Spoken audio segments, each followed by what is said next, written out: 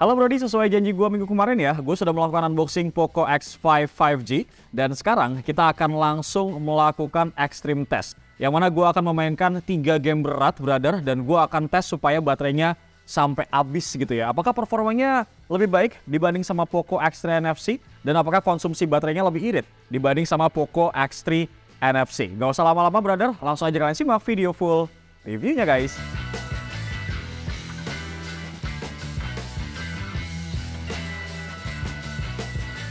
Tapi sebelum kita siksa nih ya, sampai baterainya habis, gue mau review tipis-tipis dulu nih terkait Poco X5 5G ini. Dan gue akan ngebahas masalah layar, chipset, dan beberapa teknologi lain yang dibawa sama ini handphone brody. Jadi nih ya, waktu unboxing kan gue pernah mention bahwa banyak banget yang bilang kalau Poco X5 5G ini memang lebih cupu ya brother dibandingkan sama Poco X3 NFC. Karena memang dia ini pakai Snapdragon 695 5G. Cuman kan gue udah jelasin ya di video unboxing bahwa chipset yang kepalanya lebih besar itu belum tentu punya performa yang lebih baik juga brody. Yang pasti untuk Poco X5 5G ini sudah punya konektivitas 5G. Kemudian di sini juga ada expansion RAM-nya brother. Kecepatan uploadnya juga ini 10 kali lebih cepat ya kalau kita compare sama Poco X3 NFC. Kemudian kalau kita lihat dari fabrikasinya, ini 6 nanometer bray, lebih kecil dibandingkan Poco X3 NFC yang cuma 8 nanometer. Selain itu gue juga udah ngetes ya AnTuTu benchmarknya nih guys supaya lebih meyakinkan kalian. Dan hasilnya untuk Poco X5 5G bisa mendapatkan skor di angka 400 ribuan bro. Abis itu gue juga ngetes nih pakai GFX Bench dan doi juga bisa ngedapetin skor rata-rata segini nih bro. Jadi gue rasa sih ya untuk handphone di kelas 3 jutaan, hasil dari benchmarknya nih lumayan loh bro, gak cupu-cupu amat gitu. Hasil yang didapetin juga nih lebih gede ya kalau kita compare sama benchmarknya si Poco X3 NFC. So kalau kita lihat-lihat ya hasil ataupun performa di atas kertas, ini handphone harusnya sih cukup oke brother. Tapi untuk sebuah handphone gaming, rasa-rasanya kalau performa oke tapi nggak didukung sama kualitas layar yang mumpuni juga Anda berasa kurang ya brother. Dan sekarang gue akan sedikit ngebahas masalah layar dari si Poco X5 5G ini. Seperti yang kita tahu ya guys, kalau Poco X5 5G ini udah pakai layar AMOLED yang menjadi salah satu peningkatan dari Poco X3 NFC. Untuk refresh rate-nya ini masih sama ya, di angka 120 Hz. Sebenarnya ini langkah yang bagus sih dari Poco karena kasih fitur penting di handphone 3 jutaan guys. Layarnya pun udah berukuran 6,67 inci ya, cukup luas dengan resolusi yang cukup besar juga nih, Full HD+, dan resolusinya ada di angka 2400 x 1080 pixel. Adapun beberapa sertifikasi nih yang udah diberikan di layar Poco X5 seperti SGS, kemudian iCare Display, dan Simulus Pro. Jadi mata kalian nih pasti akan aman ya seharian mantengin ini handphone guys. Tapi sejujurnya ya guys, memang ini untuk part layar sesuatu hal yang nampak terlihat nyata banget sih bro kalau kita compare sama Poco X3 NFC. Karena dulu gue juga pernah tes gaming di Poco X3 NFC dan feels-nya tuh rasa beda gitu ya brother. Oke, dari tadi kita ngebahas masalah kelebihan-kelebihannya nih. Rasanya kurang afdol kalau kita nggak ngebahas masalah downgrade-nya ataupun penurunan yang terjadi dari Poco X5 5G kalau kita compare sama Poco X3 NFC, yaitu masalah kameranya guys. Untuk kali ini Poco X5 5G cuma ngebawa konfigurasi 3 kamera ya guys, dengan resolusi 48 megapiksel nih buat kamera utama, terus ada 8 megapiksel untuk ultra wide kamera, dan ada 2 megapiksel nih buat makro kameranya. Sebenarnya ini secara resolusi memang mengalami penurunan ya kalau kita bandingin sama Poco X3 NFC. Tapi gua rasa alasannya kenapa Poco X5 5G ini memang lebih mementingkan performa ya bro daripada kamera, makanya di downgrade nih kameranya. Cuman performanya ini memang diperbaiki sih menurut gua. Soalnya kalau misalnya sama upgrade, nanti harganya tuh jadi kayak mahal gak sih bro? Ini gue khawatir Mi fans pada curiga-curiga ngambek ataupun kecewa gara-gara harganya ketinggian. Nah buat lo yang mau tahu nih ya hasil dari foto untuk si Poco X5 5G, gue kasih deh di scene berikut ini guys.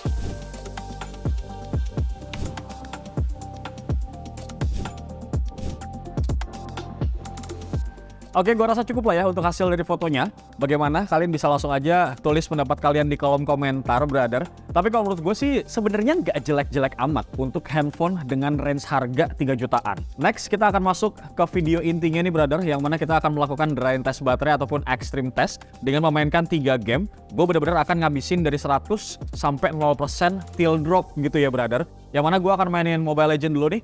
Mobile Legends gue akan mainin sampai baterainya tuh berkurang 30%, means jadi 70%. Kemudian gue akan main PUBG Mobile, sama nih gue bakal kurangin juga 30%, sehingga baterainya nanti akan berkurang lagi jadi 40%. Next, game terakhir gue bakal mainin Apex Legends, yang mana ini gue bakal ngabisin baterai dari 40% sampai 0%, brother. Apakah akan terjadi frame drop ataupun overheat?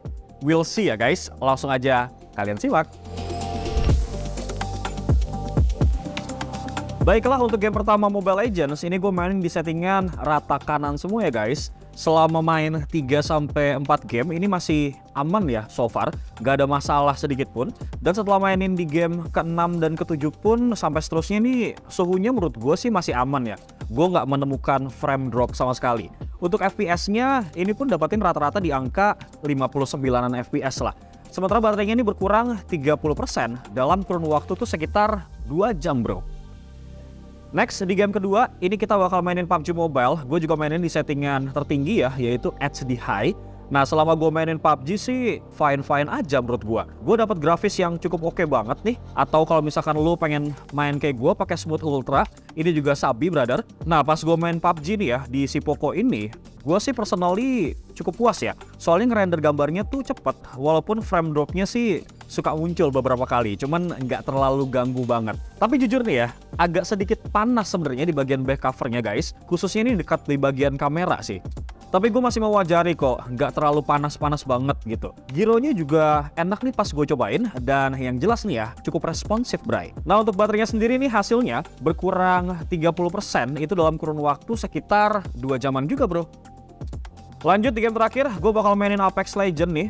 Di game ini, gue rasa sih bisa dapetin FPS tuh rata-rata di angka 40-an lah ya. Walaupun gue tuh mainnya di grafis normal, dengan FPS-nya nih very high. Soalnya ini memang gue nggak ngerasa smooth ya secara animasi ataupun motion di gambarnya bro. Kayak bukan 60 FPS gitu loh bray, gue juga nggak terlalu ngerti nih. Tapi oke lah, masih cukup dan nggak terlalu ganggu sih menurut gue. Sampai pada akhirnya ini handphone die alias mati total brother. Jadi untuk si Poco X5 5G ini dia tuh bisa menghabiskan 40% baterai dengan mainin game Apex Legends dalam kurun waktu segini nih bro. Oke Brody, gue rasa cukup ya. Kita udah mainin 3 game dan gue udah ngetes dari kondisi 100% sampai 0. Itu bener-bener dia tuh bisa habisnya dalam kurun waktu 7 jam. Lumayan lelah juga brother. Jadi gue rasa hasilnya ataupun kesimpulannya, ini setelah gue cobain langsung, untuk performa gue rasa memang untuk Poco X5 5G ini nggak jelek. Bahkan gue bisa bilang bagus kalau kita compare sama Poco X3 NFC. Tapi kalau misalkan lu ngelihatnya ataupun nyarinya dari segi kamera, ini gue rasa memang honestly memang tidak lebih baik bro dibanding Poco X3 NFC gitu brother. Tapi memang preferensi orang beda-beda. Kalau lu memang hobinya untuk hunting-hunting foto, ya nggak usah upgrade ke Poco X5 5G, lu stay aja di Poco X3 NFC gitu brother.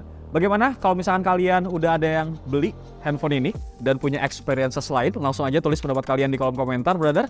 Jangan lupa like, comment, dan subscribe channel YouTube Pricebook Beauty dan juga Pricebook Otomotif. Bewok pamit. Assalamualaikum brody.